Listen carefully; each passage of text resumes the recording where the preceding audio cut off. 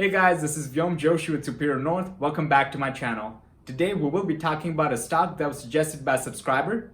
That stock is Mastercard. Mastercard is a global leader in electronic payments, and today we will be reviewing the company's 10K annual report to get a better idea of its business profile. We will be looking at the company's key ratios, performing a discounted free cash flow DCF analysis to find the intrinsic value of the company, and finally do an expected rate of return calculation to see if you were to invest in Mastercard at the current stock price, what kind of return can we expect on this investment? So let's dive in and look at Mastercard. Hey guys, let's start off by looking at the Form 10K, which is the annual report that Mastercard filed with the SEC. This is for the fiscal year that ended December 31, 2020. And on page 6 of the report, the company provides a business overview. Mastercard states that it is a technology company in the global payment industry that connects consumers, financial institutions, merchants, governments, digital partners, businesses, and other organizations worldwide, enabling them to use electronic forms of payment instead of cash and checks.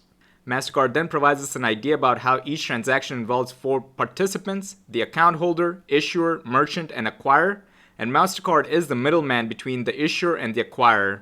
Mastercard states that it generates revenue from assessing its customers based on the gross dollar volume of activity on the products that carry its brands, from the fees it charges to its customers for providing transaction switching, and from other payment-related products and services. In other words, Mastercard generates revenue by charging financial institutions that issue Mastercard-branded payment products a fee based on gross dollar volume of activity. Next, on page 104 of the report, the company provides us the segment reporting. Mastercard states that it has one reportable operating segment, which is its Payment Solutions segment. Mastercard also claims that revenue generated in the United States was approximately 33% of its total revenue in 2020, and no individual country other than the United States generated more than 10% of its total revenue in 2020. Mastercard did not have any individual customer that generated greater than 10% of its net revenue in 2020. Said differently, majority of Mastercard's revenue comes from its customers in the United States. Next, the company provides us a breakdown of its geographic locations of the company's property, equipment, and right-of-use assets. About 62% of its total assets in 2020 were in the United States, and 38% of its assets in 2020 were in other countries. Now that we understand that Mastercard makes majority of its revenue by charging banks fees for issuing Mastercard-branded cards, let's review the company's fundamentals by focusing on its key ratios. Hey guys, now let's review Mastercard's key ratios. I'm on Morningstar, looking at Mastercard. Under key ratios, we have the financials.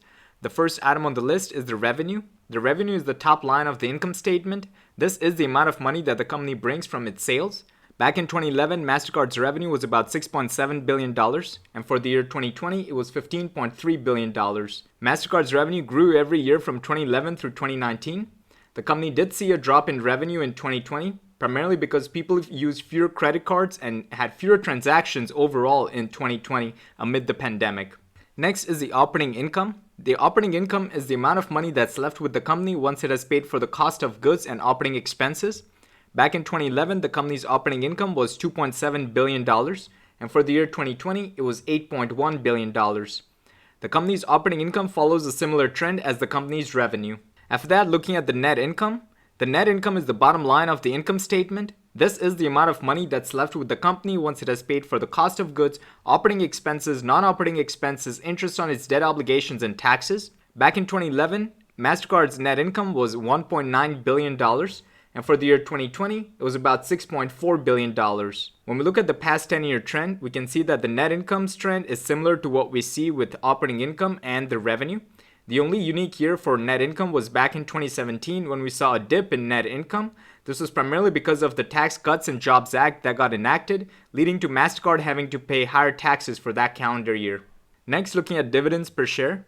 Back in 2011, Mastercard paid about 6 cents per share as dividend, and for the year 2020, it paid about $2.04 per share as dividend. Over the past 10 years, the company's dividends have been increasing. Next, looking at the shares outstanding. Back in 2011, Mastercard had 1,284 million shares outstanding, and for the year 2020, it had 1,006 million shares outstanding.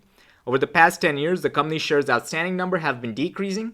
This is a good sign as it tells us that the company has been buying back its shares, and this process of buybacks actually helps increase the existing shareholders' ownership within the company. Next, looking at the book value per share. The book value is what we get when we subtract the company's total liabilities from its total assets. Back in 2011, the company's book value was about $4.71 per share, and for the year 2020, it was about $5.82 per share. Over the past 10 years, the company's book value has stayed fairly consistent. It's good to see that over the past 10 years, the company's book value has always stayed positive, which tells us that the company has always had more assets than its liabilities. Finally, looking at the free cash flow. The free cash flow is what we get when we subtract the company's capital spending from its operating cash flow. Back in 2011, the company's free cash flow was about $2.5 billion, and for the year 2020, it was about $6.5 billion. Over the past 10 years, the company's free cash flow has stayed positive and is trending upwards. I will be using the past 10 years of free cash flow for my expected rate of return calculation, and I will be using the 2020 figure of $6.516 billion for my DCF, discounted free cash flow analysis. Now let's look at the profitability of the company, focusing on the net margin. The net margin is the ratio of the company's bottom line to its top line, so it compares the company's net income to its revenue. Back in 2011, the company's net margin was about 28.39%, and for the year 2020, it was about 41.90%. What this means is every $100 that the company made in 2020, by the time it paid for its cost of goods, operating expenses, non-operating expenses, interest on its debt obligations, and taxes, it had $41.90 left as pure profit. Next, looking at the return on equity. The return on equity is the ratio of the company's net income to its shareholders' equity. Warren Buffett prefers to only invest in securities who have a return on equity of 8% or greater every year for the past 10 years. Back in 2011, Mastercard's return on equity was about 34.43%, and for the year 2020, it was about 104.38%. Anytime we have such high return on equity numbers, that is a sign of caution because it tells us that the company has taken on some liabilities. Because if we think about the equation assets being equal to liabilities plus equity, if the liabilities go up, my equity has to go down.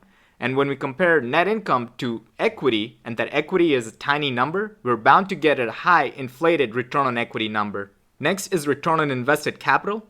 The return on invested capital gives us an idea of how good the management is at allocating the company's capital and getting a return on that investment.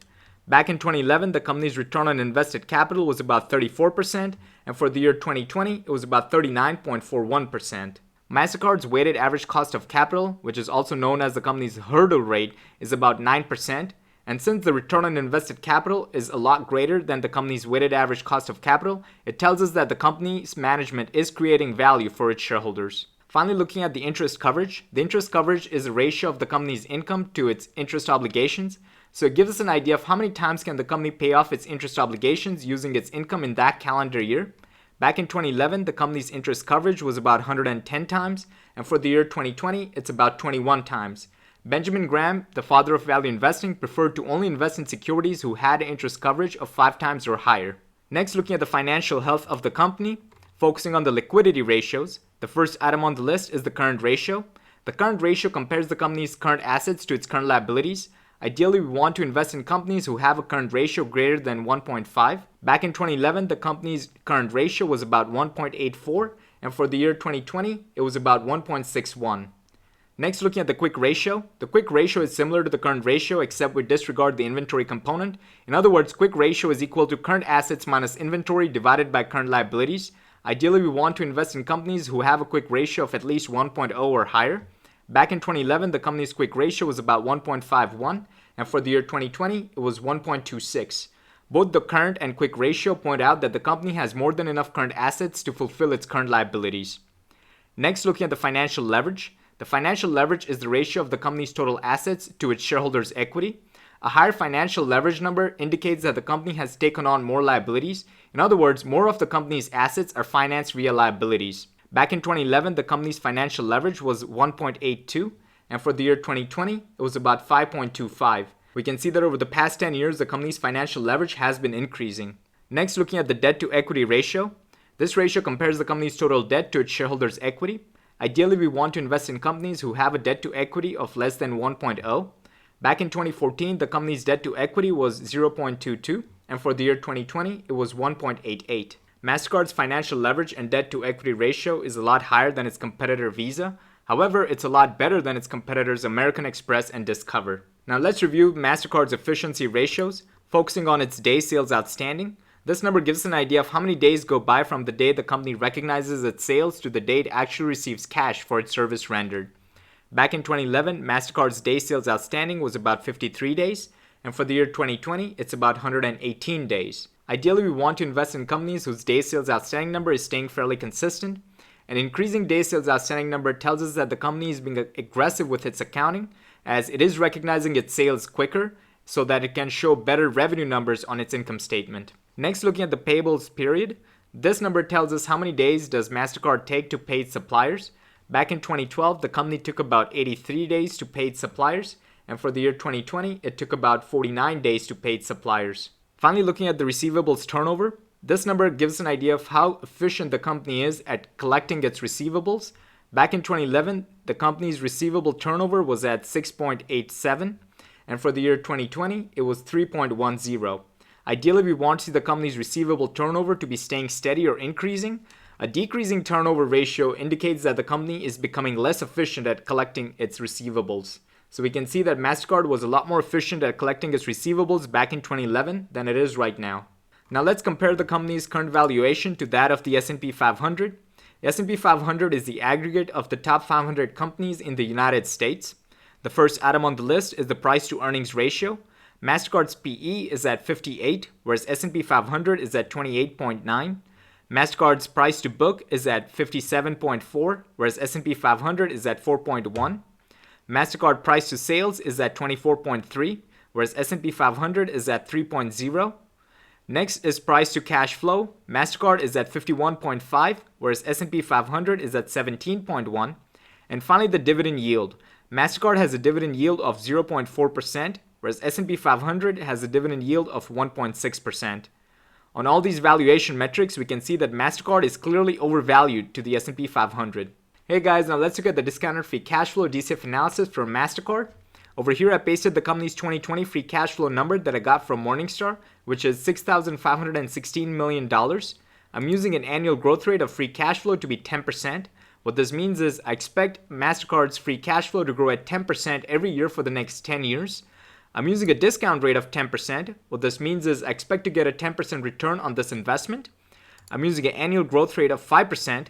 What this means is from the 10-year mark into perpetuity, I expect Mastercard's free cash flow to grow at 5%. The company has 1,006 million shares outstanding and has a long-term debt of $12,023 million. I got this number from the company's balance sheet. After taking into account all these inputs, we get the intrinsic value to be about $189 per share. When we compare this to the current stock price of $371 per share, we can see that the current stock is trading about 2 times the company's intrinsic value. The way we calculate this intrinsic value is we look at what the free cash flows would be every year for the next 10 years. We sum up all those free cash flows, which come out to about $65 billion. Then we look at what the free cash flows would be from the 10-year mark into perpetuity. We sum all those up to get the intrinsic value to be about $202 billion.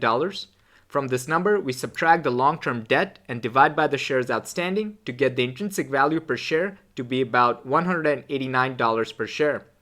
Now, if we disregard the perpetuity component, in other words, if we think that Mastercard is only going to grow for the next 10 years and then it'll cease to exist, then we get the intrinsic value without the perpetuity to be about $53 per share. And if we disregard both the debt and the perpetuity, then we get the intrinsic value without the debt and perpetuity to be about $65 per share. Finally, if we drop the company's discount rate to 9%, which is the company's weighted average cost of capital, also known as its hurdle rate, then we get the intrinsic value to be about $244 per share, which when compared to the current stock price would still mean that the company's current stock is trading about 1.5 times its intrinsic value. Hey guys, now let's look at the expected rate of return calculation for Mastercard. Over here I pasted the past 10 years of free cash flows that I got from Morningstar. All the numbers here are in millions of US dollars. This is the yearly free cash flow trend that we get over the years. All the numbers are positive and we can see that the trend is upwards. Next, looking at the future data and predictions, I'm assuming that there's a 40% likelihood that Mastercard's free cash flow will grow at 10%. There's a 45% likelihood that its free cash flow will grow at 6%, and a 15% likelihood that its free cash flow will grow at 4%. These are the potential free cash flow rates that we get into the future. After taking into account the numbers of shares outstanding, which is at 1,006 million shares, at the current stock price of about $371 per share, we can expect to get an annual return of about 0.2% on this investment. What this means is if you were to purchase a stock of Mastercard at the current stock price of $371 per share and hold it through 2075, then we can expect to get an annual return of about 0.2% on this investment. Hey guys, now let's wrap it all up. We reviewed the company's annual report and got a business overview of Mastercard. We saw that more than 30% of the company's revenue comes from within the United States. The company's revenue, operating income, as well as net income over the past 10 years have mostly been increasing. The company has been hiking its dividends and buying back its shares, which indicate that the company's management is shareholder friendly. The company's return on equity has been greater than 8% every year for the past 10 years. However, the highly inflated return on equity number is a sign of caution, as it indicates that the company's liabilities are increasing. The company's return on invested capital is greater than its weighted average cost of capital, which tells us that the management is creating shareholder value. Next, we saw that the company's interest coverage has been greater than 5 times every year for the past 10 years. After that, we looked at the company's liquidity ratios, where we saw that the company's current and quick ratio both point out that the company has more than enough current assets to fulfill its current liabilities. When we looked at the company's financial leverage and debt to equity ratio, we saw that over the past 10 years, those numbers have been increasing, which is a bad sign as it indicates that the company is becoming more leveraged. However, holistically, those numbers are comparable to its competitors. After that, we saw that on all the valuation metrics, Mastercard was overvalued to the S&P 500. When we performed the discounted free cash flow DCF analysis using a 10% discount rate, we got the intrinsic value to be about $189 per share. And when we use a 9% discount rate, which is in line with the company's weighted average cost of capital, we get the intrinsic value to be about $244 per share. In both the cases, Mastercard's intrinsic value is a lot lower than its current stock price. After that, when we calculated the expected rate of return, we found out that if we were to invest in Mastercard at the current stock price of about $371 per share, we can expect to get an annual return of about 0.2% on this investment. Overall, Mastercard's income statement numbers are pretty. However, its balance sheet numbers show that its liabilities are increasing. With the rise of blockchain technology, the need for a middleman like Mastercard seems counterintuitive. Lastly, Mastercard's intrinsic value and its low expected rate of return both point out that the company lacks a margin of safety. Hence, I would shy away from this investment. Hey guys, that is all I had for you this week. Hopefully you found this video on Mastercard interesting. If you like this content, please do like, share, comment, and subscribe. And if you have any suggestions as to which stock I should review next, please leave it in the comment section below. I will greatly appreciate it. Thank you.